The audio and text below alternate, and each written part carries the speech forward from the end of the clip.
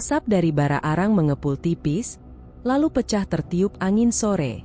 Haji Soleh berdiri di belakang gerobak sate ayamnya, menunggu, lagi, tanpa ada yang berhenti.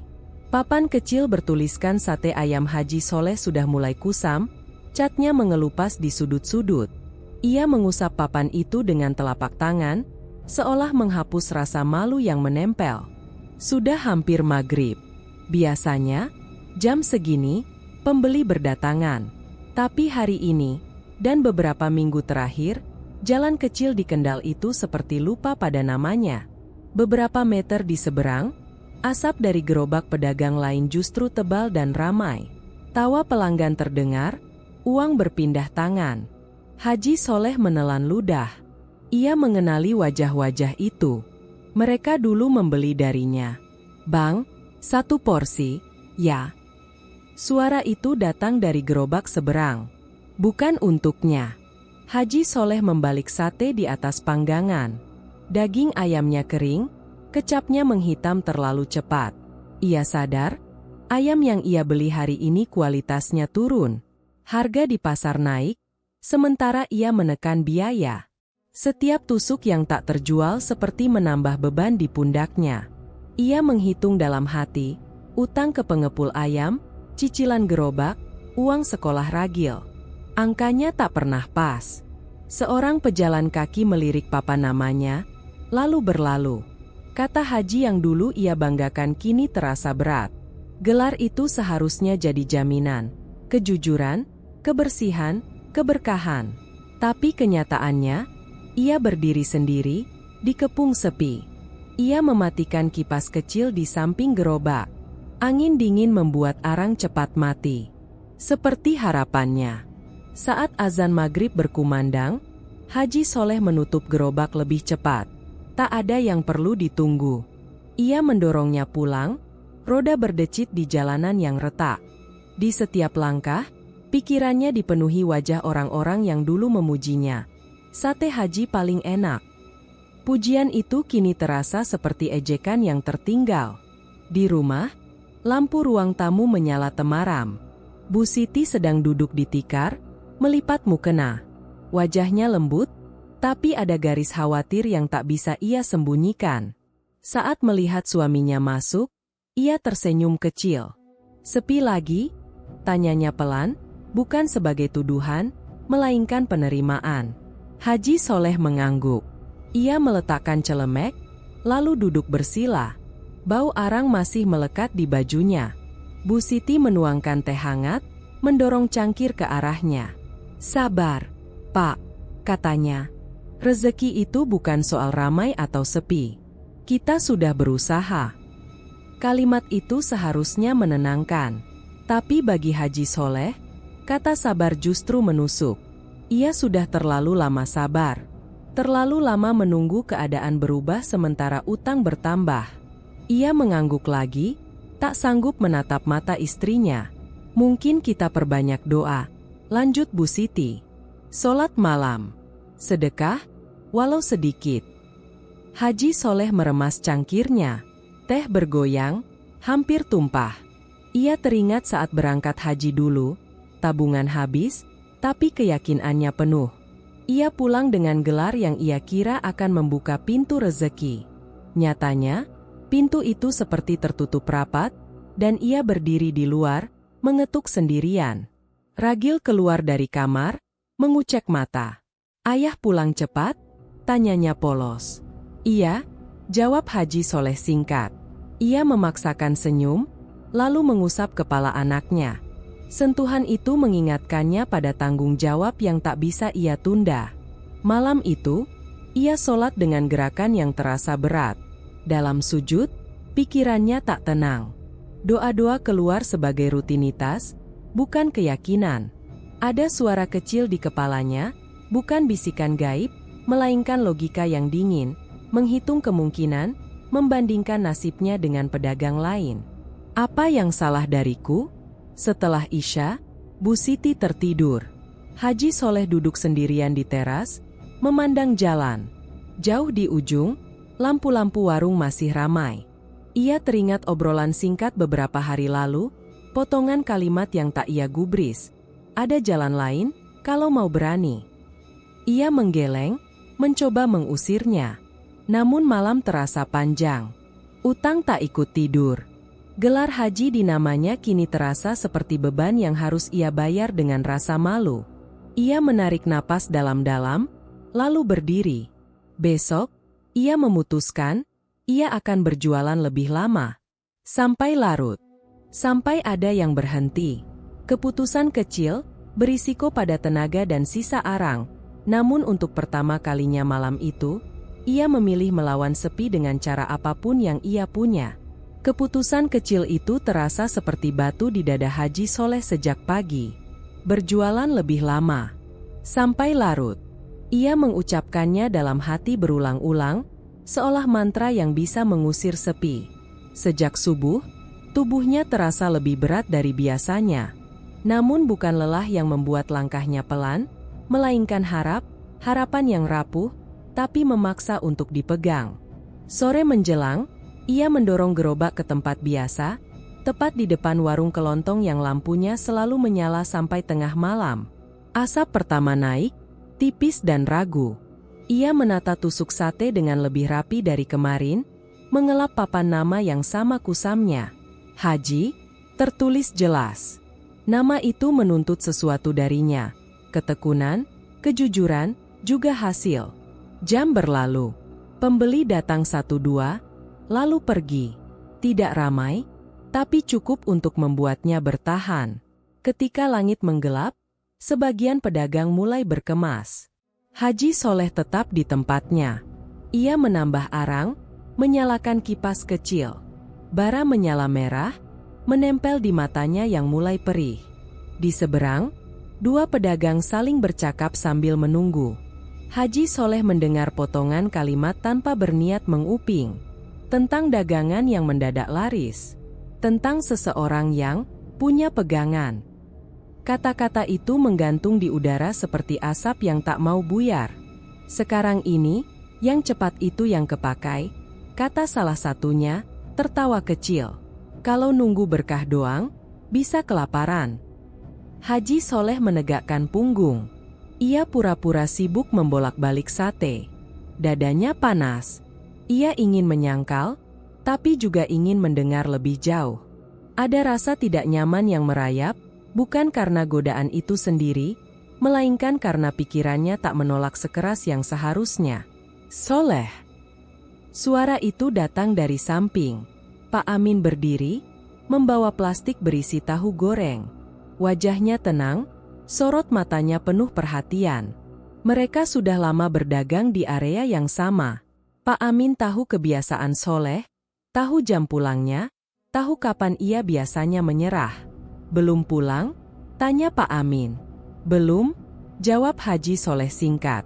Lagi coba sampai malam. Pak Amin mengangguk, lalu menatap gerobak yang masih sepi. Jangan terlalu memaksa badan. Rezeki bukan dikejar dengan begini. Kalimat itu menyentuh saraf yang sedang tegang. Haji Soleh menghela napas. Saya cuma mau usaha lebih. Pak Amin ragu sejenak. Tadi saya dengar obrolan. Jangan dipikirkan. Jalan pintas itu selalu ada belokannya. Haji Soleh tersenyum tipis, senyum yang lebih mirip tameng. Saya nggak percaya begituan. Kamu nggak perlu percaya, balas Pak Amin lembut. Cukup jangan mendekat. Haji Soleh mengangguk cepat, seolah ingin menutup pembicaraan. Dalam hatinya, penyangkalan itu terasa tipis. Ia menolak bukan karena yakin, melainkan karena takut mengakui bahwa bagian dirinya penasaran. Malam makin larut. Jalanan sepi. Lampu warung menjadi satu-satunya cahaya yang bertahan. Ia akhirnya berkemas lewat tengah malam, membawa pulang uang yang tak sebanding dengan waktu dan tenaga. Namun ia bertahan. Ia membuktikan pada dirinya sendiri bahwa ia masih bisa memilih cara yang benar. Di rumah, Bu Siti terbangun saat ia masuk. Capek, Pak? Tanyanya sambil setengah duduk. Iya, jawabnya jujur. Ia tak menceritakan obrolan malam ini. Ia tak ingin menambah beban. Tidurnya gelisah. Mimpi datang tanpa permisi. Dalam mimpi itu, ia berdiri di depan bara yang menyala terang. Tangan-tangannya bergerak otomatis, membakar sate satu persatu. Saat ia membalik tusukan, cairan menetes, bukan lemak, melainkan darah merah pekat. Ia mencium bau besi, menyengat. Bara mendesis, seolah puas. Ia terbangun dengan napas tersengal. Kamar gelap. Dada kirinya berdenyut. Ia menatap telapak tangannya, bersih, namun rasa lengket masih ada.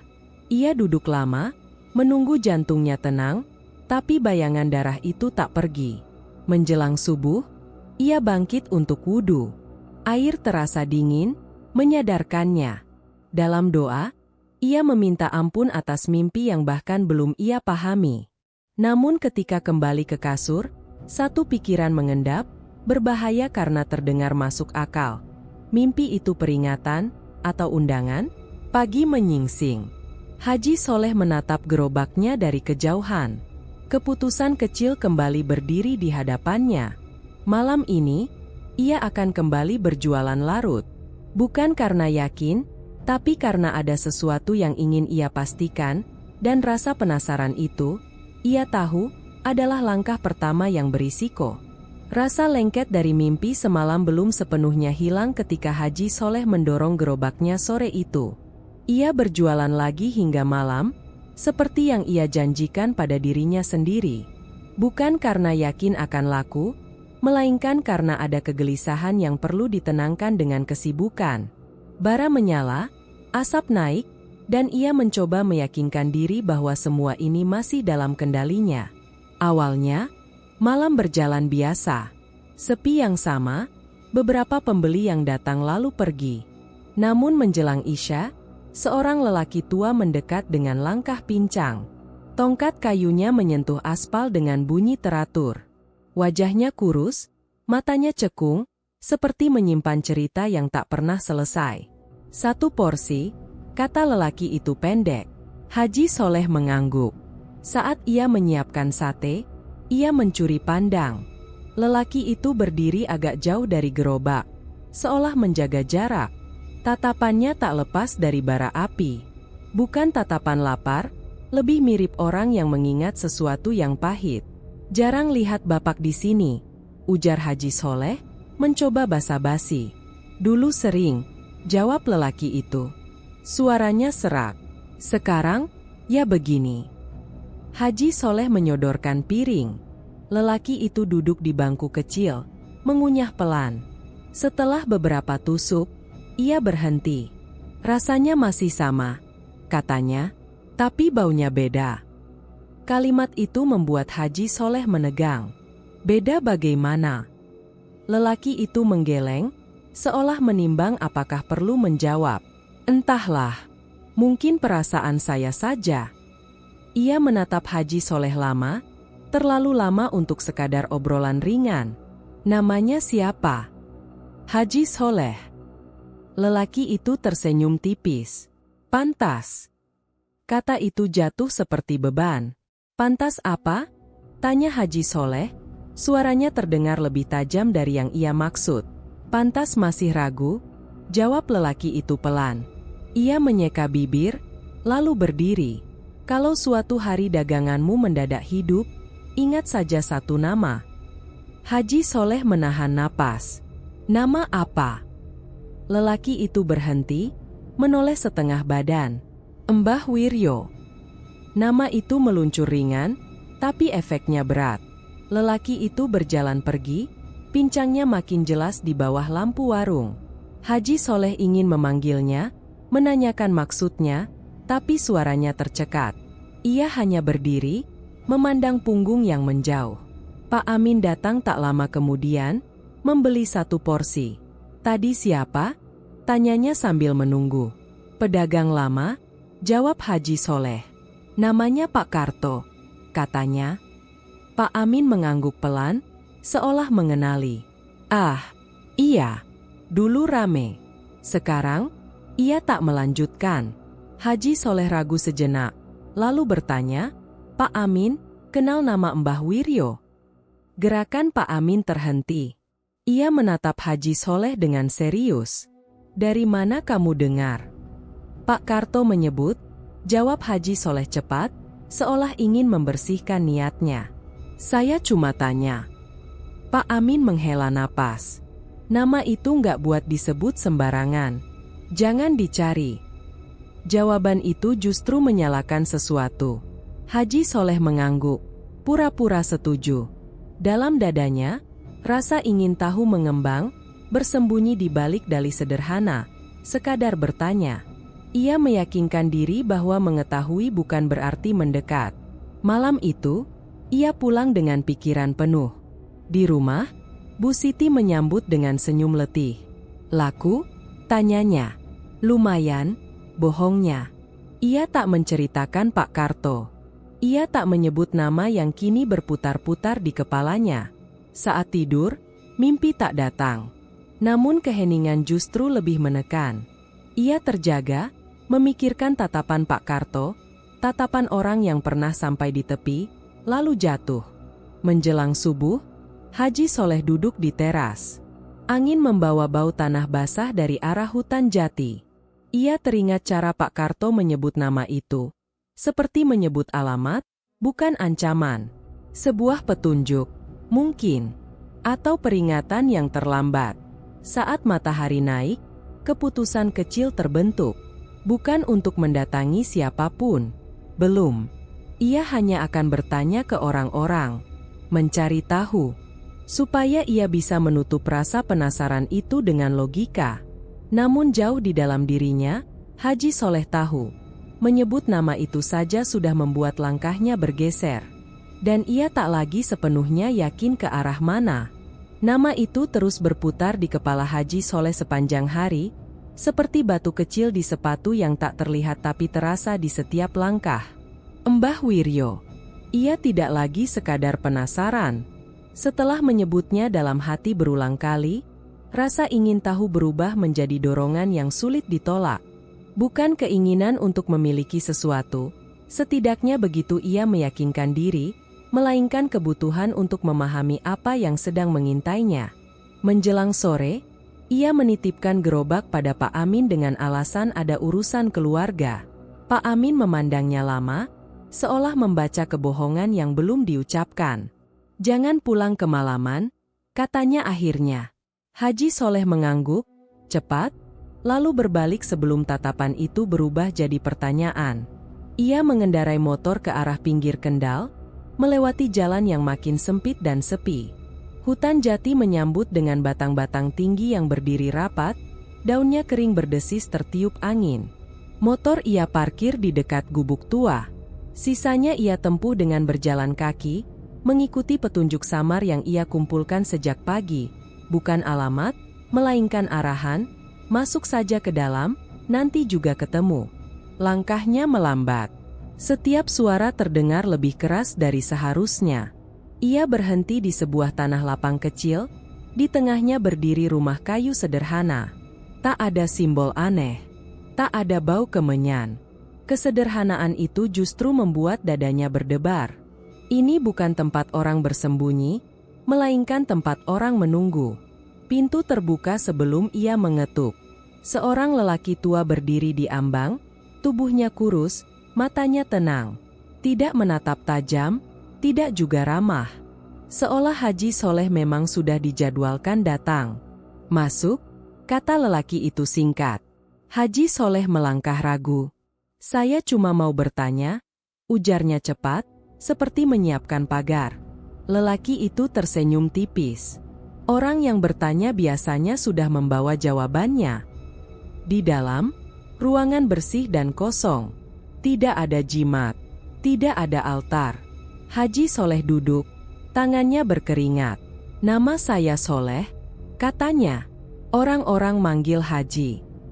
"Mbah Wiryo," balas lelaki itu, tanpa memperkenalkan diri lebih jauh. "Saya tahu." Keheningan mengisi sela kata-kata. Haji Soleh merasa dipandang dari dalam, bukan dari mata. Ia menelan ludah. "Saya dengar, panjenengan sering didatangi pedagang." Mbah Wiryo mengangguk pelan. Pedagang datang saat dagangannya mati. Dagangan saya belum mati, sanggah Haji Soleh. Hanya sepi. Sepi adalah awal, jawab Mbah Wiryo tenang. Haji Soleh menarik napas. Saya tidak mencari pesugihan. Mbah Wiryo mengamati wajahnya lama. Kata itu milik orang yang takut pada namanya sendiri. Kalau begitu saya menyebutnya tirakat, kata Haji Soleh cepat, seolah telah menyiapkan istilah itu sebagai tameng. Usaha batin. Supaya lebih tekun. Mbah Wiryo tersenyum lebih jelas kali ini. Nama tidak mengubah ikatan. Kalimat itu membuat Haji Soleh gelisah. Ikatan apa? Daganganmu bisa hidup, kata Mbah Wiryo perlahan. Orang datang. Rezeki mengalir. Asal ikatan dijaga. Dijaga bagaimana? Tanya Haji Soleh, suaranya mengecil. Mbah Wiryo berdiri, berjalan ke jendela. Dengan tidak berpura-pura suci. Dengan tidak menoleh saat sudah melangkah. Dengan mengerti bahwa hidup yang dipinjam selalu ingin dibayar. Tidak ada ancaman eksplisit. Tidak ada permintaan yang disebutkan.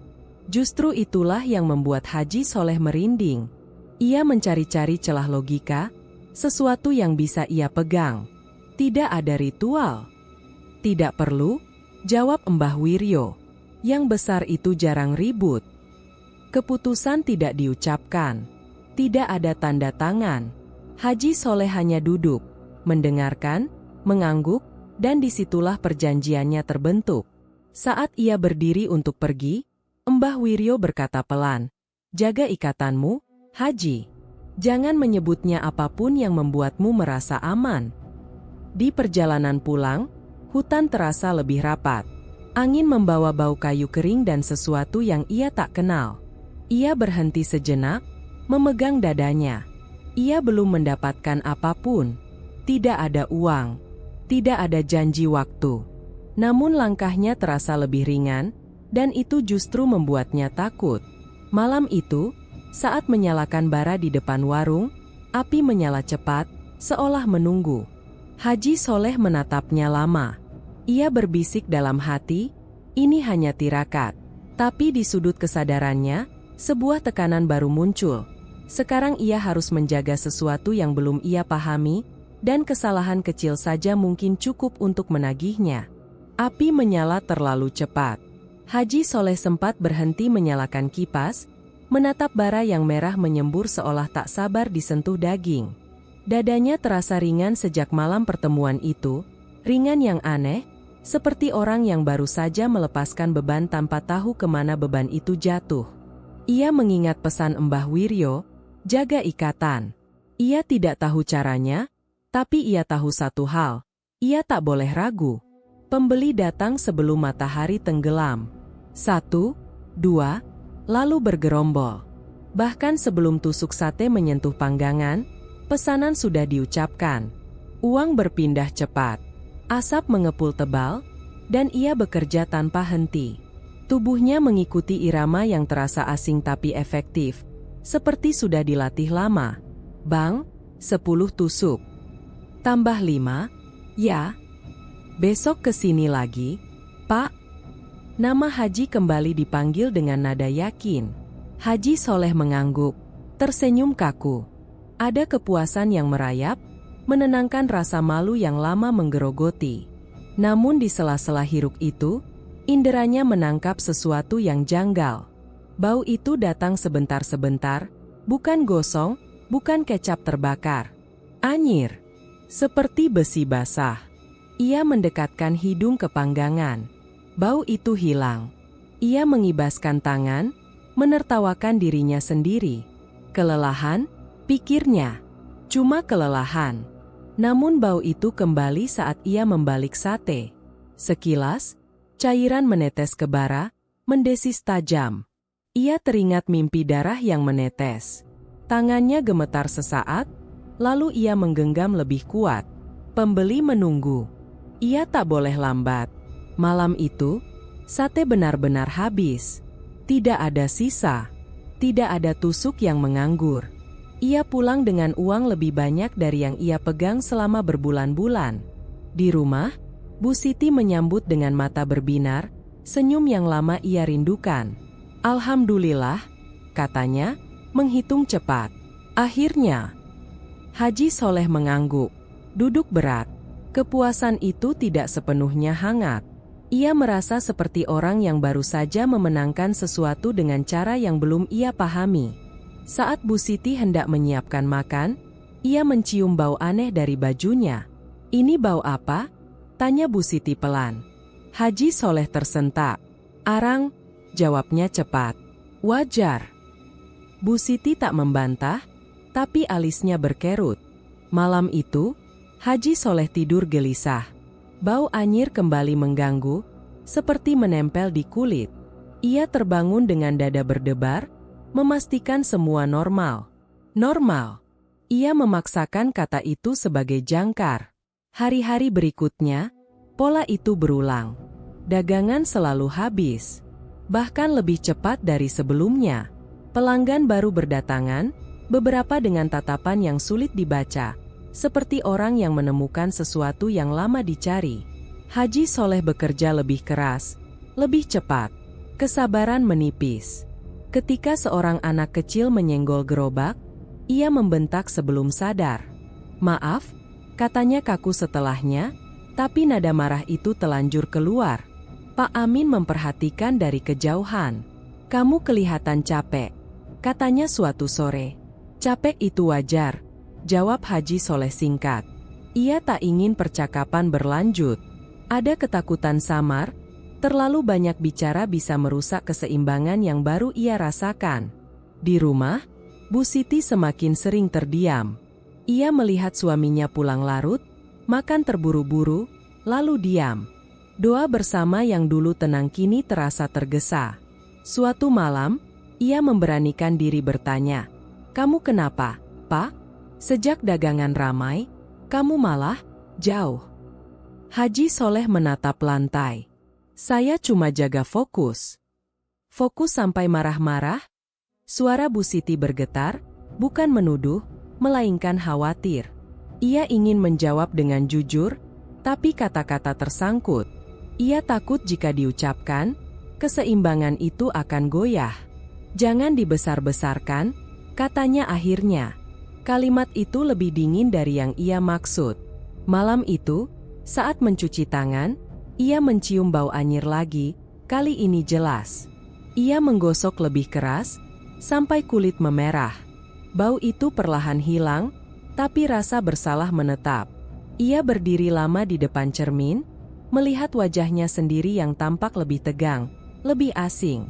Besoknya, sebelum berangkat, ia menyelipkan uang ekstra ke laci, diam-diam, seolah menebus sesuatu. Ia menatap gerobak di halaman, merasakan tarikan halus yang mendorongnya untuk berangkat lebih cepat, menjual lebih banyak. Keputusan kecil itu diambil tanpa kata. Ia akan menutup mata pada bau itu. Ia akan menganggapnya harga dari keberhasilan. Namun di balik keputusan itu, tekanan batin baru mengeras. Jika ia terus menyangkal, apalagi yang akan berubah selain dagangannya? Bau anyir itu tak lagi datang sebagai kejutan. Ia hadir seperti kebiasaan yang ditoleransi, muncul, lalu diabaikan. Haji Soleh berangkat lebih cepat dari biasanya, didorong oleh keyakinan rapuh bahwa gerobak harus lebih dulu tiba daripada kegelisahan. Ia melewati masjid kecil di ujung gang saat azan subuh berkumandang. Langkahnya melambat, lalu terus berjalan. "Nanti saja," katanya pada diri sendiri. Waktu, kali ini, terasa terlalu berharga untuk ditunda. Sore harinya, keramaian kembali menyergap gerobak. Pesanan datang bertubi-tubi. Ia mengerjakan semuanya dengan wajah tegang, seolah ketertiban dagangan adalah satu-satunya ibadah yang ia pahami. Saat azan maghrib terdengar, ia tak menghentikan kipas. Bara menyala. Asap menebal. Pelanggan menunggu. Pak Amin berdiri di tepi keramaian itu lebih lama dari biasanya. Ia tak langsung memesan. Matanya mengikuti gerak tangan Haji Soleh, lalu menoleh ke masjid yang lampunya sudah menyala. Ketika akhirnya mendekat, suaranya tegas, tanpa basa-basi. "Soleh, kamu sekarang kalau sholat nunggu lapak sepi, ya?" Haji Soleh menegang. "Saya sholat, Pak." "Tidak tepat waktu," potong Pak Amin. "Sudah beberapa hari." Kalimat itu seperti sentakan. Haji Soleh menurunkan tusuk sate. "Saya lagi kejar pembeli. Ini usaha." Pak Amin menggeleng. "Usaha tidak boleh menelan yang lain. Kamu kelihatan berubah." Nada khawatir itu justru menyulut amarah. Haji Soleh merasa ditelanjangi di depan orang-orang. "Saya tahu batas saya," katanya dingin. "Saya nggak minta dinasehati." Pak Amin menatapnya lama, lalu berkata pelan tapi berat, "Kalau begitu, saya yang khawatir." Kata-kata itu menusuk. Haji Soleh membalik badan, kembali bekerja tanpa menjawab. Jarak tercipta, bukan oleh langkah, melainkan oleh pilihan. Ia memilih tidak menoleh. Ia memilih merasa benar. Malam itu, keramaian mereda. Ia pulang dengan pikiran panas, membenarkan diri sendiri di setiap sudut jalan. Di rumah, Bu Siti menyambut dengan wajah cemas. "Pak Amin kesini," katanya pelan. "Tanya kamu." Haji Soleh meletakkan uang di meja lebih keras dari perlu. "Saya sibuk." Bu Siti menahan napas. Dia khawatir. Khawatir itu tidak membayar utang, balas Haji Soleh cepat. Ia menyesal begitu kata itu keluar, tapi gengsi menahannya untuk menarik kembali. Ragil muncul dari kamar, memeluk kaki ayahnya. "Ayah pulang malam lagi?" "Iya," jawab Haji Soleh, suaranya melembut sesaat. "Di gerobak ada ibu hitam," kata Ragil polos. Kata-kata itu menghentikan waktu. Haji Soleh menatap anaknya. "Ibu siapa?" "Ibu hitam," ulang Ragil. "Duduk diam. Nggak ngomong." Bu Siti ikut menatap, napasnya tercekat. "Ragil, jangan bercanda." "Aku lihat," jawab Ragil yakin. "Di atas gerobak." Haji Soleh tertawa pendek, dipaksakan. "Itu bayangan. Lampu jalan." Namun saat ia berkata demikian, ingatannya melompat pada hutan jati, pada kata ikatan. Dada kirinya berdenyut. Ia mengusap wajah Ragil, terlalu cepat. Masuk tidur. Malam itu, ia tak bisa memejamkan mata. Setiap suara dari luar terdengar dekat. Ia bangkit, mengintip ke halaman. Gerobak diam di tempatnya, kosong.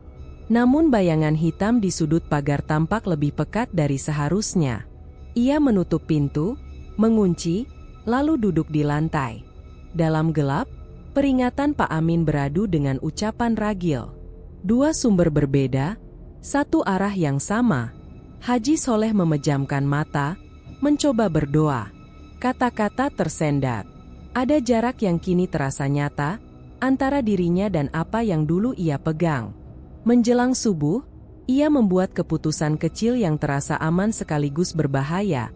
Ia tidak akan menceritakan apapun pada Pak Amin lagi. Ia akan menjaga jarak. Jika ada yang salah, ia akan menanggungnya sendiri. Dan di balik keputusan itu, ketakutan baru tumbuh. Karena untuk pertama kalinya, bayangan bukan lagi hanya bau atau mimpi, melainkan sesuatu yang dilihat anaknya. Keputusan untuk menjauh dari Pak Amin tidak membawa ketenangan yang Haji Soleh harapkan. Justru sebaliknya, malam-malamnya dipenuhi rasa waspada yang tak punya arah. Setiap pulang berjualan, ia memeriksa halaman rumah lebih lama dari perlu, memastikan tak ada bayangan yang bergerak tanpa alasan. Ia ingin percaya bahwa ucapan Ragil hanyalah imajinasi anak kecil. Namun keyakinan itu rapuh. Pagi itu, saat membuka pintu belakang untuk menjemur arang sisa, sesuatu bergerak di sudut tanah lembab. Haji Soleh membeku. Seekor ayam berdiri terpaku, tubuhnya utuh, bulu-bulunya kusam, namun kepalanya tak ada. Tidak terpotong, tidak berdarah. Hanya leher terbuka yang menghitam, berdenyut pelan, seolah masih bernapas. Haji Soleh mundur satu langkah. Napasnya terputus. Ia menutup mulut, menahan refleks berteriak. Ayam itu berdiri tenang, tak berkotek, tak berontak. Kakinya mencengkeram tanah seperti tahu tempatnya.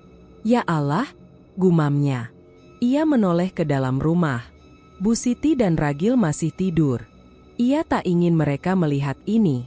Dengan tangan gemetar, ia mengambil karung goni. Setiap langkah mendekat terasa melawan naluri. Bau anyir menyengat, lebih tajam dari sebelumnya. Ia menutup mata saat menutup ayam itu dengan karung, lalu mengikatnya cepat. Tanpa berpikir panjang, ia membawa karung itu ke kebun kosong di ujung gang. Ia melemparkannya ke semak, menutupnya dengan ranting. Dadanya sesak, tapi ada kelegaan tipis, seolah masalah bisa dibuang bersama karung itu. Hari itu, ia berjualan dengan perasaan terbelah. Ketakutan menggerogoti dari dalam, namun kebutuhan menuntutnya tetap berdiri di depan gerobak. Dagangan tetap laris. Uang terus mengalir.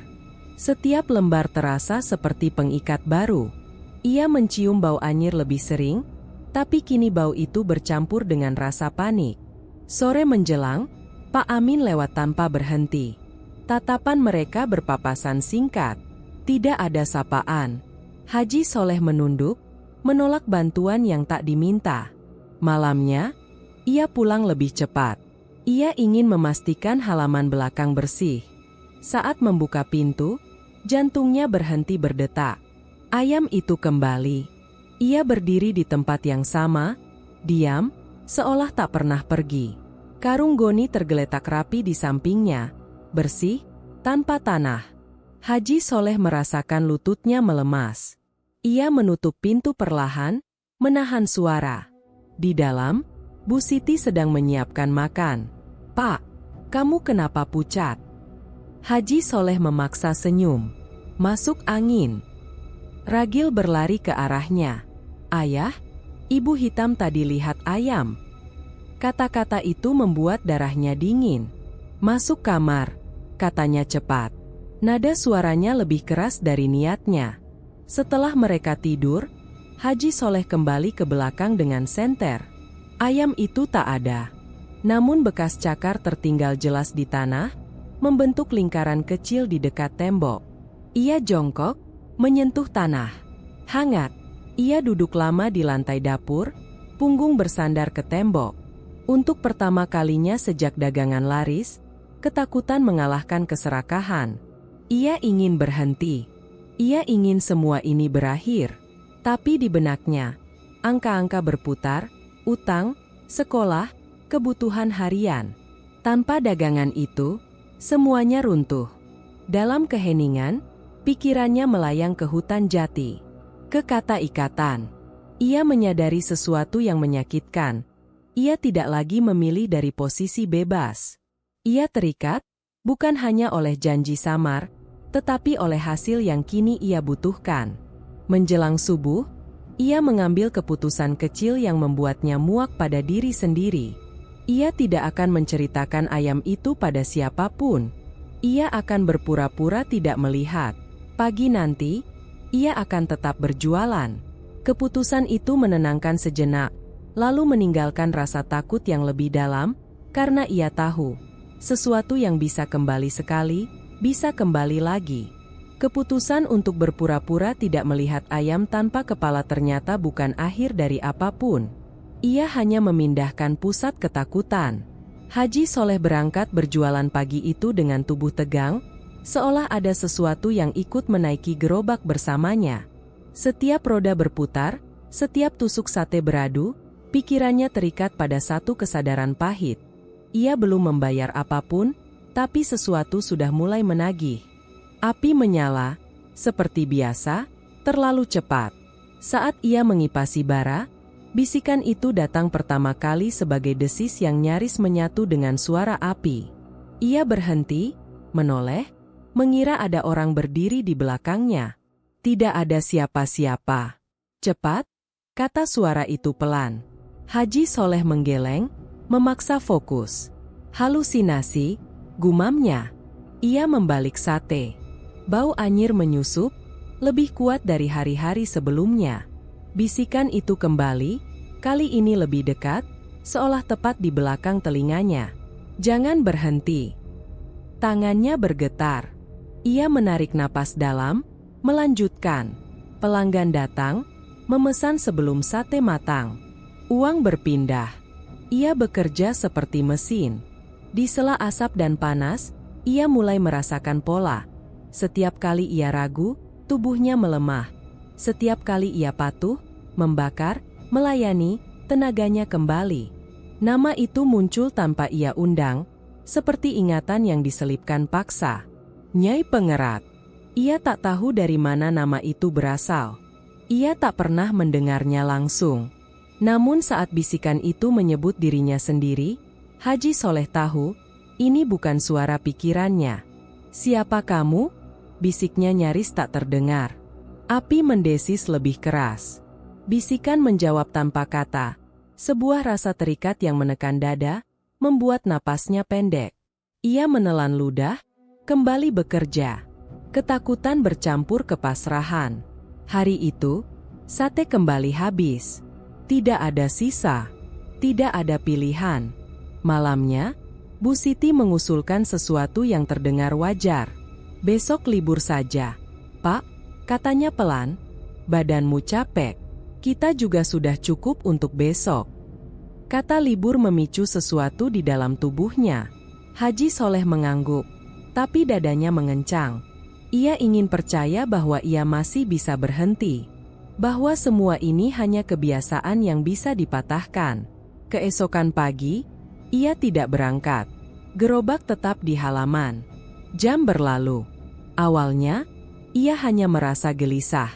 Lalu tubuhnya melemas, seperti diperas dari dalam. Ia duduk, lalu terbaring. Keringat dingin mengalir. Setiap sendi terasa berat, seolah ada rantai tak terlihat yang menahan. "Pak!" Bu Siti panik. "Kamu kenapa?" Haji Soleh ingin menjawab, tapi lidahnya keluh. Napasnya pendek. Di telinganya, bisikan itu kembali, kali ini tidak lembut. "Bakar." Ia merintih pelan. Ragil memeluk kakinya, menangis. "Ayah sakit." Dalam kabut kesadaran, Haji Soleh melihat bayangan hitam di sudut ruangan. Tidak jelas bentuknya, tapi ia tahu itu sama dengan yang dilihat Ragil. Ia menutup mata, menyerah pada satu pikiran yang memalukan, berangkat saja. Begitu ia berdiri dan mendorong gerobak keluar, rasa lemas itu berangsur hilang.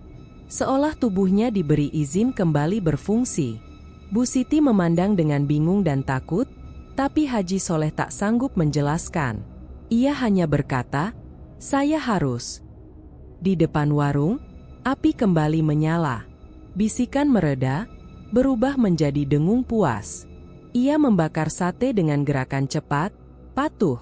Di tengah asap, ia merasakan kehadiran, bukan di sampingnya, melainkan di dalam irama kerjanya, di jeda napasnya. Nyai Pengerat tidak memerintah dengan teriakan. Ia mengikat dengan kebutuhan. Saat malam turun dan sate kembali habis, Haji Soleh berdiri lelah, keringat menempel di pelipis. Ia sadar kini ikatannya jelas. Ia tidak bisa berhenti tanpa konsekuensi. Keserakahan telah kalah oleh ketakutan, tapi ketergantungan menutup jalan mundur.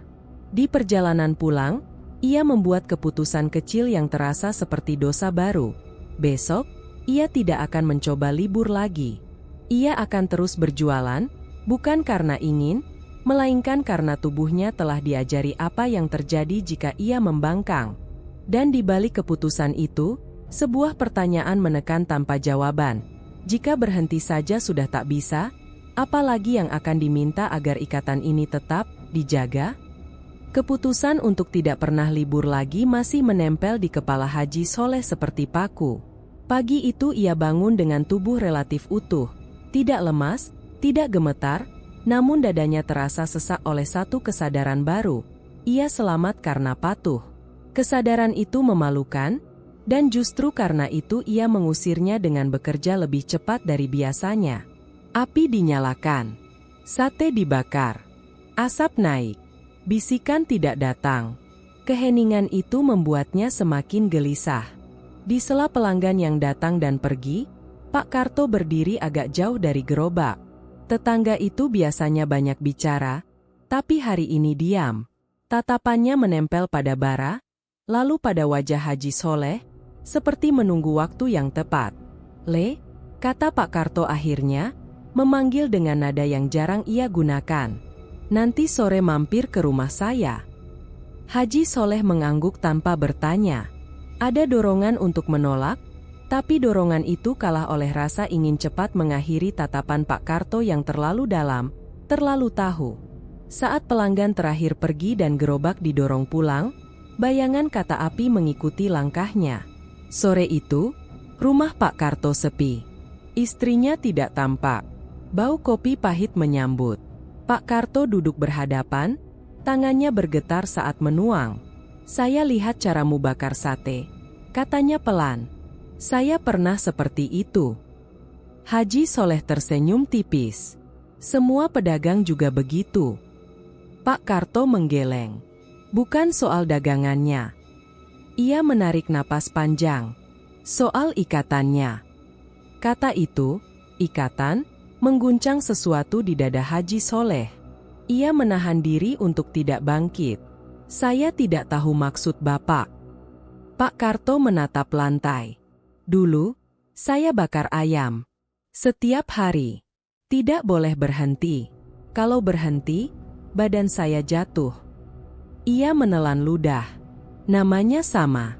Nyai Pengerat." Haji Soleh tertawa singkat, terlalu keras. "Cerita orang tua."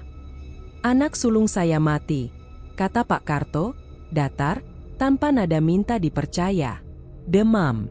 Meracau." Bilang api memanggil namanya. Tawa Haji Soleh terputus. Ia berdiri. "Jangan libatkan anak saya dengan cerita seperti itu." Pak Karto tidak membalas. Ia hanya mendorong cangkir kopi mendekat, seperti menawarkan sesuatu yang tak ingin diterima. "Saya berhenti setelah itu," katanya, "bukan karena berani. Karena sudah tidak ada lagi yang bisa ditukar." Haji Soleh pulang dengan kepala penuh bantahan. Kebetulan. Sugesti. Cerita lama yang dipaksakan. Ia mengulang-ulang penjelasan itu sampai pintu rumah terbuka. Bu Siti menyambut dengan wajah tegang. "Ragil panas, Pak." Kata-kata Pak Karto belum sempat runtuh ketika panas itu menyentuh telapak tangannya. Ragil terbaring, napas cepat, mata setengah terbuka. Haji Soleh memanggil namanya. Tidak ada jawaban. Malam turun. Panas Ragil naik. Ia meracau. Suara kecilnya serak. "Api, sate, jangan dekat." Haji Soleh membeku. Bu Siti menangis tertahan, memeluk anak itu. "Kamu dengar?" bisiknya gemetar. Ia mendengar. Setiap suku kata terasa seperti pengakuan yang menampar. Haji Soleh mundur selangkah, kepalanya berdengung. Ia ingin menyangkal, tapi tubuhnya mengingat bagaimana rasa lemas itu datang saat ia mencoba berhenti. Ia ingat bagaimana tenaga kembali saat api dinyalakan. Di dapur, arang tersusun rapi. Gerobak terparkir di halaman. Bisikan itu tidak datang, tapi kehadirannya terasa, menunggu keputusan. Haji Soleh menatap Ragil, lalu menatap api yang belum dinyalakan. Jika ia membakar, Ragil mungkin tenang. Jika ia berhenti, ia tidak tahu apa yang akan terjadi, dan ketidaktahuan itu kini terasa lebih menakutkan dari apapun. Dengan tangan gemetar, ia meraih korek. Keputusan kecil itu terasa seperti melangkah ke tepi jurang, menyalakan api malam ini, bukan untuk berjualan, melainkan untuk membuktikan apakah pengakuan Pak Karto adalah ancaman kosong, atau harga yang mulai ditagih. Api itu akhirnya menyala malam sebelumnya. Bukan untuk pelanggan, bukan untuk keuntungan, hanya agar Ragil tenang. Dan benar saja, panas tubuh anak itu turun menjelang subuh. Kelegaan yang datang tidak utuh. Ia terasa seperti hasil tawar-menawar yang tak pernah disepakati secara terang. Haji Soleh duduk di lantai dapur sampai fajar, menatap bara yang mati, dengan rasa bersalah yang tidak bisa ia doakan pergi. Pagi itu ia sholat. Gerakannya kaku, sujudnya berat. Kepalanya seperti ditekan dari dalam, seolah lantai ingin menolaknya.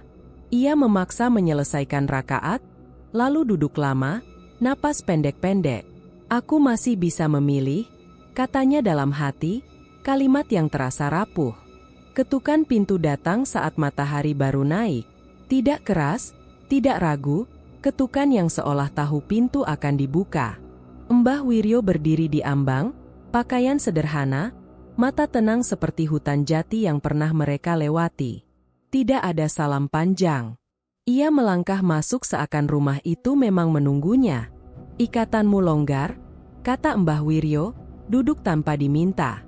"Perlu dikuatkan." Haji Soleh berdiri di seberang, tangan mengepal.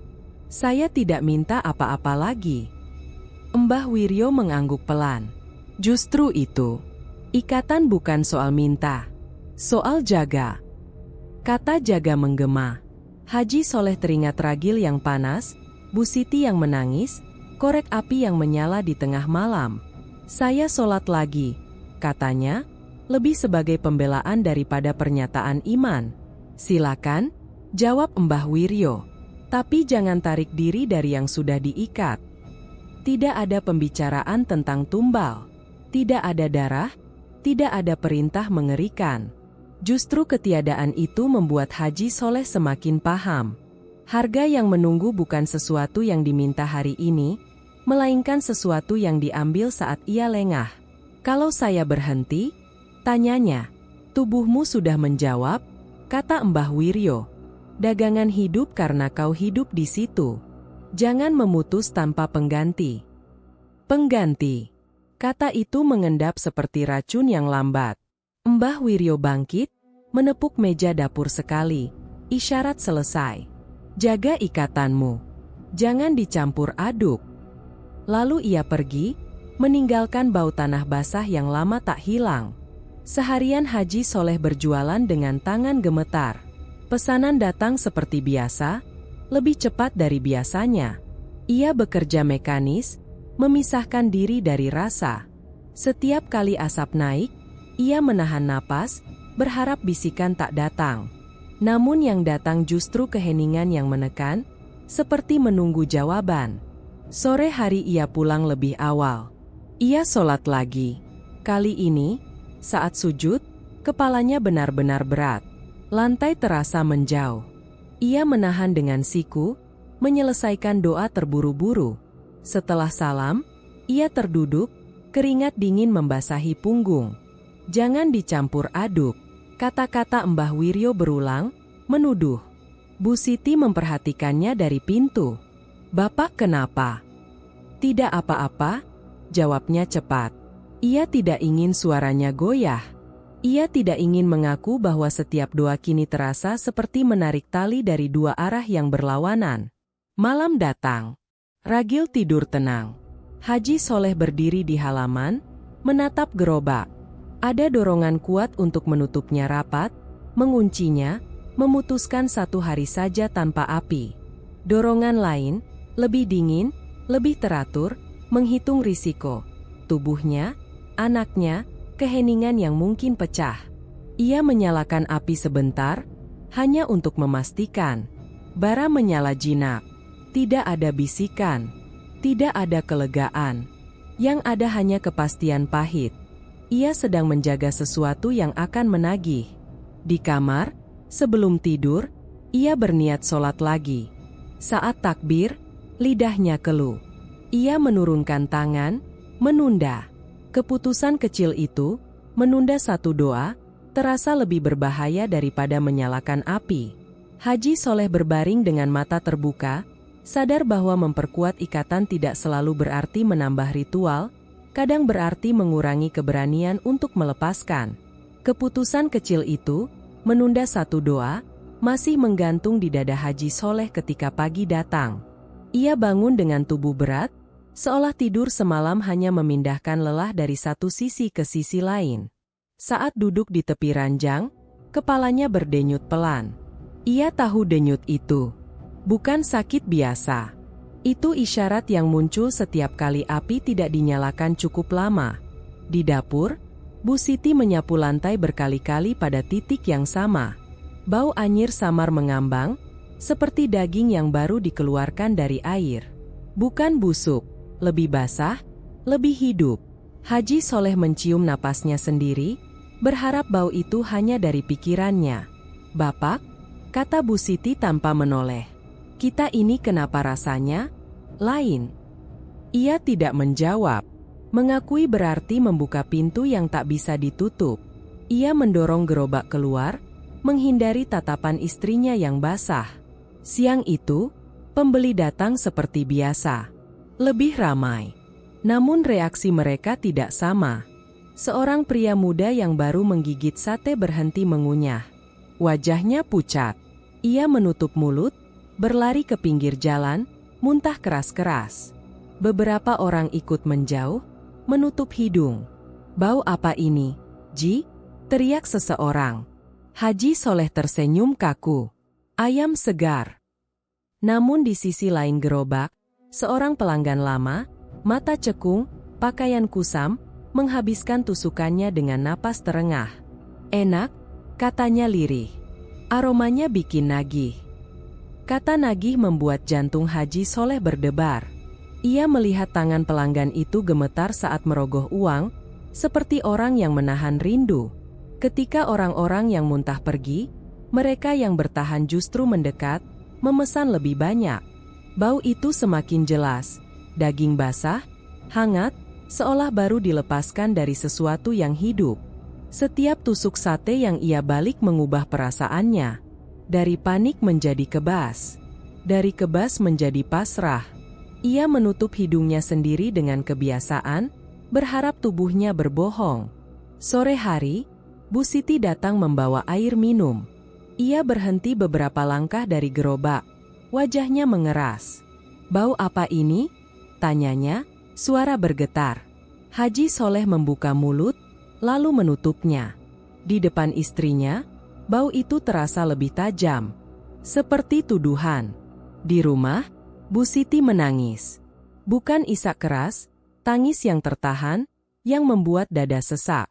Ia mengelap meja, dinding, pintu, seolah bau bisa disapu. "Aku merasa rumah ini kotor," katanya akhirnya. Seperti ada yang ikut pulang. Haji Soleh duduk di sudut, kepala tertunduk. Ia ingin berkata bahwa ia juga merasa demikian. Bahwa tubuhnya sendiri terasa bukan miliknya. Tapi yang keluar hanya kalimat pendek, defensif. "Ini demi kita." "Demi siapa?" Bu Siti menoleh tajam. "Aku tidak minta ini." Malamnya, ia mencoba tidak berjualan. Tubuhnya langsung bereaksi. Sendi-sendi melemah, pandangan berkunang. Ia berbaring, napas tersendat. Bu Siti panik, memanggil namanya. Dalam kepalanya, suara bisikan lama kembali, bukan perintah, hanya pengingat tentang api, tentang tugas. Ia bangkit tertatih, menyalakan gerobak meski jam sudah larut. Begitu api menyala, sakitnya mereda. Kelegaan itu singkat, pahit. Ia sadar, berhenti berarti sakit, lanjut berarti hancur. Pembeli datang bahkan lebih aneh malam itu. Wajah-wajah asing, mata lapar. Bau daging basah menyelimuti jalan kecil. Ada yang menutup hidung tapi tetap membeli, ada yang tersenyum seperti menemukan sesuatu yang lama hilang. Saat pulang, Bu Siti sudah tidur dengan punggung membelakanginya. Haji Soleh duduk di lantai, menatap tangannya. Bau itu masih melekat. Ia menggosoknya dengan air berkali-kali, tidak hilang. Ia berdiri untuk sholat. Kali ini ia tidak menunda. Namun saat sujud, kepalanya kembali berat. Ia terhenti di tengah gerakan, gemetar. Doanya tercekat, bercampur rasa takut yang tidak pernah ia akui sepenuhnya. Selesai sholat, ia membuat keputusan kecil, berbahaya karena terasa masuk akal. Besok, ia akan mengurangi porsi. Tidak banyak. Sekadar menguji. Ia tidak tahu bahwa pengurangan sekecil apapun bisa dianggap pelanggaran oleh ikatan yang sudah terlanjur hidup.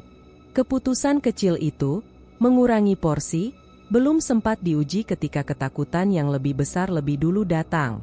Ragil duduk diam di sudut rumah, lututnya dipeluk, mata menatap lantai seperti ada sesuatu yang bergerak di sana. Haji Soleh baru pulang dari berjualan dini hari, bau daging basah masih melekat di bajunya. Ia berniat langsung mandi, membersihkan diri sebelum azan subuh, ketika suara anaknya memanggil dengan nada yang tidak biasa. "Pak!" Nada itu membuat langkah Haji Soleh terhenti. Ia menoleh. Ragil tidak menangis. Justru itu yang menakutkan. "Ada apa, Gil?" tanyanya, berusaha terdengar ringan. Ragil mengangkat kepala perlahan. Matanya cekung, seperti kurang tidur berhari-hari. "Tadi, waktu Bapak jualan, ada ibu berdiri di samping Bapak." Jantung Haji Soleh berdegup keras. Ia mendekat satu langkah. "Ibu siapa?" Ragil menggeleng. Bajunya hitam, rambutnya panjang, tangannya kayak, nempel di bahu Bapak. Haji Soleh merasakan keringat dingin mengalir di punggungnya. Selama ini, bisikan dan bayangan hanya miliknya. Ikatan itu, setahunya, masih berputar di tubuh dan pikirannya sendiri. Ia menelan ludah. "Ragil lihat dari mana?" "Dari seberang jalan," jawab Ragil polos. Ibu itu senyum. "Tapi matanya nggak lihat ke aku. Lihat ke sate." Kalimat terakhir itu menghantam lebih keras dari teriakan. Haji Soleh terduduk. Ia teringat bisikan di api, rasa terikat di lengan, tubuh yang melemah saat ia berhenti. Tapi ini sudah melewati batas yang selama ini ia jaga dengan dalih tirakat. Keluarga tidak seharusnya masuk. Bu Siti keluar dari kamar, wajahnya cemas. "Ada apa?" Ragil menoleh ke ibunya. "Bu, ada ibu hitam ikut Bapak jualan." Bu Siti langsung memeluk Ragil. Tatapannya ke Haji Soleh berubah, bukan marah, bukan sedih. Takut yang menuntut jawaban. "Itu cuma capek," kata Haji Soleh cepat, terlalu cepat. Ragil kurang tidur. Namun suaranya sendiri terdengar kosong. Ia tahu ia berbohong. Dan ia tahu Bu Siti mendengarnya. Siang hari, Haji Soleh tidak berjualan. Keputusan kecil itu ia ambil demi satu hal. Menjauhkan Ragil dari gerobak. Namun tubuhnya bereaksi lebih cepat. Kepalanya berat, pandangan menghitam di tepi. Ia duduk, berbaring, berdiri lagi, semua terasa salah. Di telinganya, bisikan itu tidak lagi samar. "Ikatanmu longgar." Ia menutup telinga, beristighfar, tapi kata-kata itu tetap ada. Bukan suara, melainkan pengetahuan yang tiba-tiba hadir. Seperti kesimpulan yang tak bisa dibantah. Sore itu, Ragil demam lagi. Meracau, menyebut api, tusuk sate, dan ibu yang dingin. Bu Siti menangis sambil mengompres kening anaknya. "Aku nggak peduli dagangan, Pak," katanya terisak. "Kalau ini soal keluarga, hentikan." Haji Soleh berdiri di ambang pintu, terjepit. "Hentikan," kata itu kini berarti sakit, berarti tubuhnya runtuh, berarti ikatan yang menuntut balasan dengan cara lain. Lanjut, berarti membawa sesuatu ke rumah, ke anaknya. Ketakutannya bergeser. Bukan lagi takut miskin, bukan takut ketahuan. Takut kehilangan Ragil. Malam turun. Api belum dinyalakan, tapi bau itu sudah ada di hidungnya. Ia menutup mata, melihat bayangan perempuan hitam berdiri di sampingnya, tangan di bahu, seperti yang Ragil ceritakan. Ia tersentak, membuka mata. Rumah sunyi. Ia sholat dengan gemetar. Doanya berubah, bukan lagi permohonan rezeki atau kesehatan, melainkan satu kalimat berulang, "Jangan sentuh anakku." Namun setiap kali sujud, kepalanya berat, seolah ada tangan lain yang ikut menekan. Setelah sholat, ia duduk lama. Akhirnya, Ia membuat keputusan kecil yang terasa seperti pengkhianatan dan penyelamatan sekaligus. Besok, ia akan berjualan lagi, tapi Ragil tidak boleh mendekat. Ia akan meninggalkan gerobak lebih awal, sebelum malam. Ia akan mencoba mengatur jarak. Ia tahu jarak itu rapuh. Dan untuk pertama kalinya, keputusasaan lebih dominan daripada keserakahan. Ia tidak lagi berpikir bagaimana keluar dengan selamat. Ia hanya berharap, dengan keputusan kecil itu, keluarganya masih bisa ditunda dari harga yang kian mendekat. Keputusan kecil itu, menjauhkan Ragil dari gerobak, ternyata hanya menunda sesuatu yang lebih besar. Pagi datang dengan tubuh Haji Soleh yang kaku dan pikiran yang bising. Bau daging basah masih menempel meski ia sudah mandi berkali-kali. Saat menatap wajah Ragil yang tertidur dengan napas pendek, ketakutannya mengeras menjadi tekad yang rapuh tapi mendesak. Ia harus mengakhiri ini. Tanpa pamit panjang, Haji Soleh berangkat menuju hutan jati. Langkahnya berat, namun arah pikirannya lurus. Jalan tanah yang dulu ia lewati dengan rasa ingin tahu kini terasa seperti lorong hukuman. Setiap ranting patah di bawah kaki mengingatkannya pada janji samar yang ia bungkus sebagai tirakat. Ia tidak lagi mencari pembenaran. Mbah Wiryo duduk di tempat yang sama, di bawah naungan jati tua. Tatapannya tenang, seperti orang yang tidak terkejut oleh apapun. Haji Soleh berdiri beberapa langkah jauhnya, menahan gemetar. "Saya mau berhenti," kata Haji Soleh, tanpa basa-basi. "Saya mau ikatan ini diputus." Mbah Wiryo tersenyum tipis. Tidak ada tawa, tidak ada amarah. "Ikatan bukan tali," katanya pelan. Ia tumbuh di dalam. Haji Soleh menelan ludah. "Saya siap menanggung akibat. Jangan libatkan keluarga saya." Kalimat itu keluar dengan nada memohon yang tidak ia sembunyikan. Ia tidak lagi peduli pada harga diri. Yang tersisa hanya ketakutan yang matang. Mbah Wiryo menghela napas, seperti orang yang mendengar permintaan yang sering diulang. "Tidak ada ikatan tanpa bekas," katanya. "Yang bisa kau lakukan hanya memilih bekasnya." "Bagaimana caranya?" Haji Soleh mendesak. "Berhenti memberi makan apa yang hidup," jawab Mbah Wiryo. "Tapi ingat, yang hidup akan mencari jalan." Tidak ada mantra, tidak ada ritual penutup. Haji Soleh menunggu sesuatu yang konkret. Syarat, hitungan, doa. Yang ia dapatkan hanya kalimat yang menggantung. Ia pulang dengan dada lebih sesak daripada saat datang. Tekadnya goyah, namun satu hal jelas. Ia tidak akan berjualan malam ini. Sore itu, ia mengunci gerobak. Ragil ia suruh masuk kamar lebih awal. Bu Siti menatapnya dengan cemas, membaca perubahan di wajah suaminya. "Kamu yakin?" tanyanya. Haji Soleh mengangguk. "Apapun yang terjadi, kita di rumah." Malam turun pelan. Tidak ada api dinyalakan. Tubuh Haji Soleh bereaksi cepat. Nyeri merambat dari leher ke punggung, napas pendek. Ia berbaring, menggenggam tasbih, memaksa diri bertahan. Di kepalanya, bisikan itu tidak lagi halus. Ia menutup mata, membaca doa yang ia hafal sejak kecil, memaku niatnya pada satu hal, jangan keluar. Teriakan Bu Siti memecah malam. "Pak!" Haji Soleh tersentak, bangkit dengan tubuh limbung. Dari halaman, cahaya oranye menyala liar. Gerobak sate, yang terkunci, terbakar. Api menjilat kayu dan kain tanpa sumber jelas. Tidak ada kompor menyala, tidak ada orang di sekitar. Panasnya terasa seperti napas makhluk hidup. Tetangga berdatangan. Air disiram, api dilawan. Namun api itu aneh, seperti memilih bagian tertentu, membakar tusuk, arang, dan papan tempat daging biasa disusun. Bau daging basah berubah menjadi bau hangus yang menusuk. Haji Soleh berdiri terpaku. Di antara kobaran, ia melihat bayangan perempuan hitam berdiri di samping gerobak, tangan terulur, wajah tanpa emosi. Sekejap kemudian bayangan itu lenyap, meninggalkan bara. Api akhirnya padam. Gerobak gosong, tidak tersisa yang bisa dipakai. Orang-orang berbisik tentang korsleting, tentang santet. Haji Soleh tidak menjelaskan.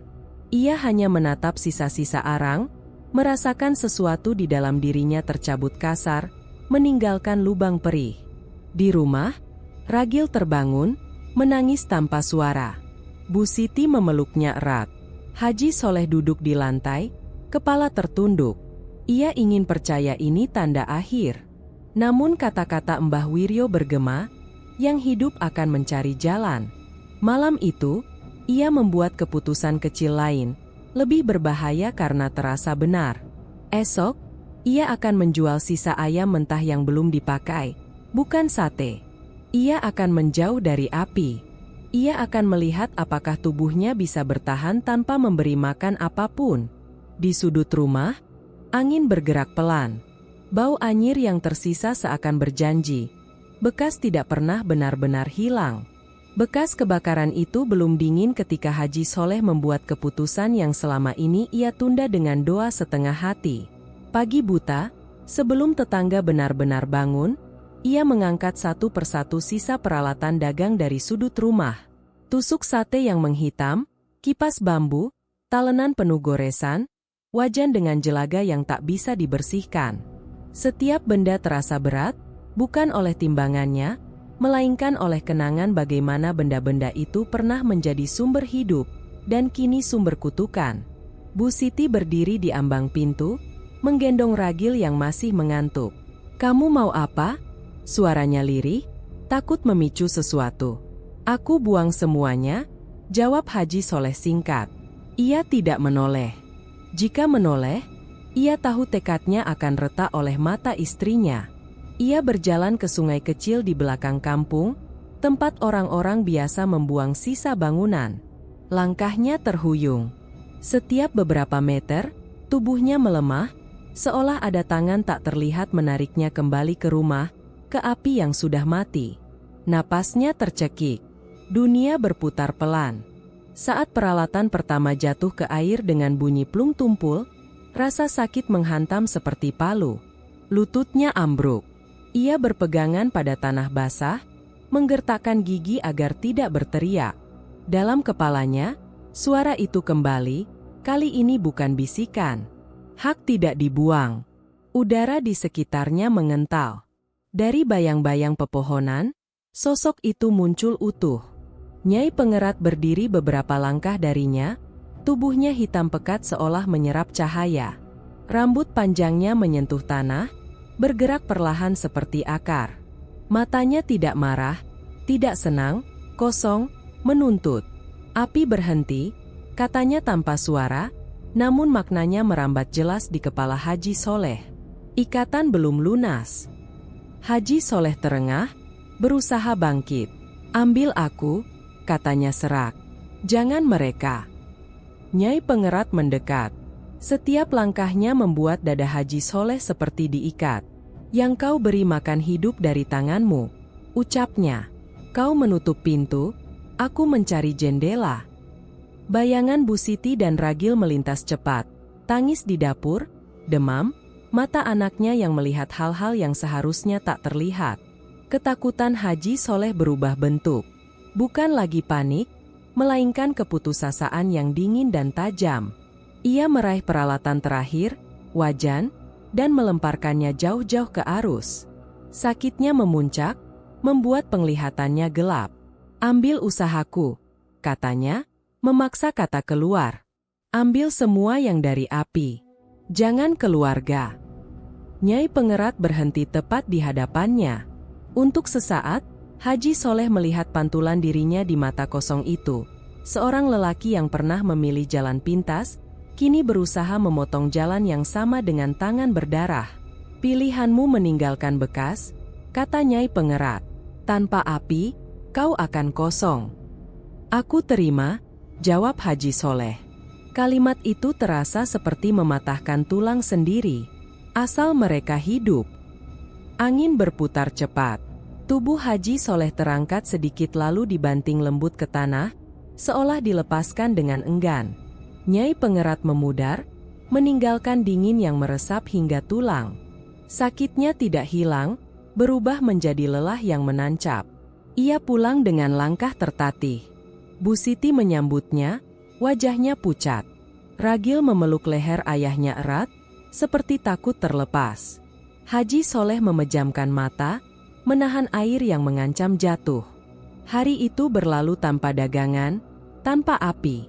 Malam datang dengan sunyi yang tidak biasa. Tubuh Haji Soleh gemetar, bukan oleh nyeri tajam, melainkan oleh kekosongan. Ia duduk lama di ruang tengah, menatap tempat gerobak biasa diparkir, kini kosong.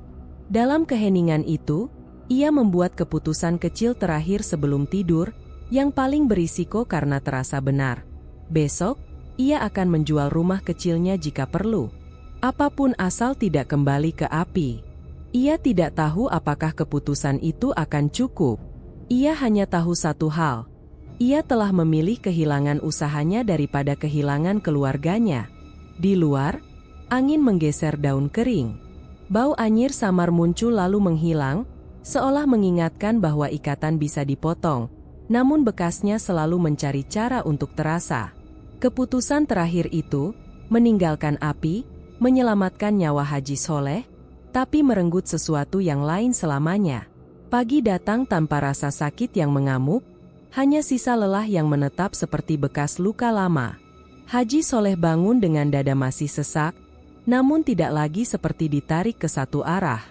Ia bisa bernapas penuh, meski setiap tarikan terasa asing. Api telah pergi, tetapi ruang yang ditinggalkannya kosong dan dingin. Ia tidak berjualan lagi. Tidak pernah lagi.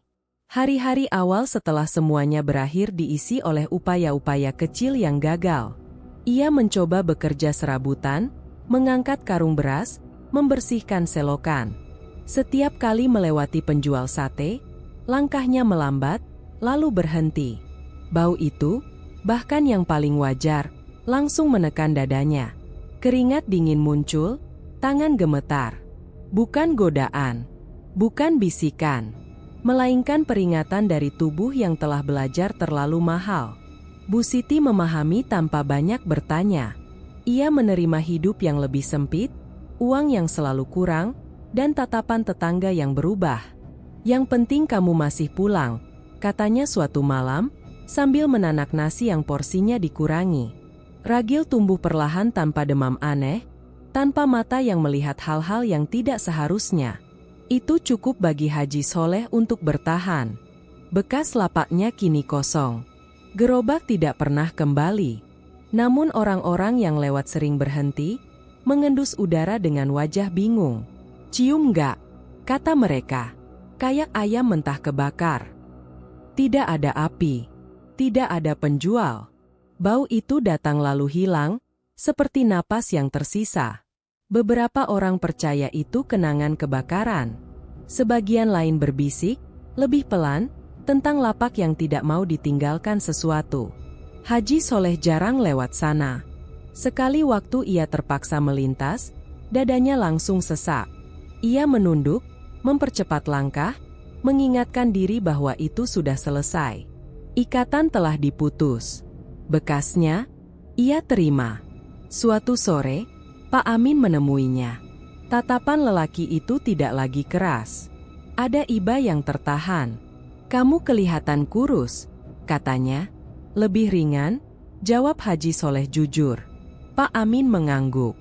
Tidak menasihati. Tidak menegur. Ia hanya berkata, rezeki bukan cuma soal masuk, Ji. Kadang soal apa yang harus ditolak. Kalimat itu tinggal lama di kepala Haji Soleh. Ia memikirkannya malam hari, setelah sholat yang kini bisa ia selesaikan tanpa kepala terasa ditekan. Doanya berubah.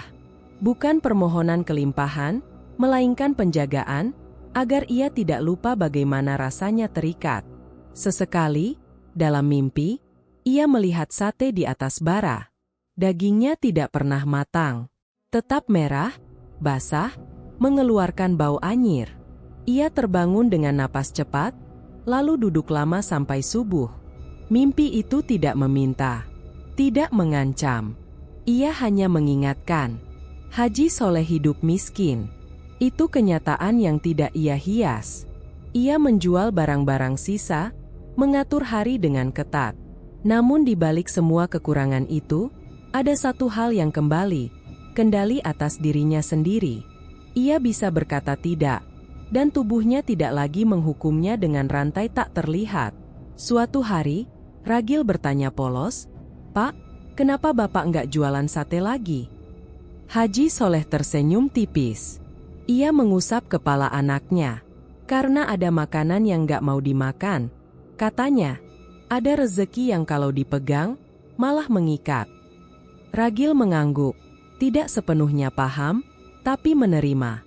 Malam terakhir cerita ini tidak ditutup dengan api, melainkan dengan bau samar di udara, di tempat yang sudah lama kosong.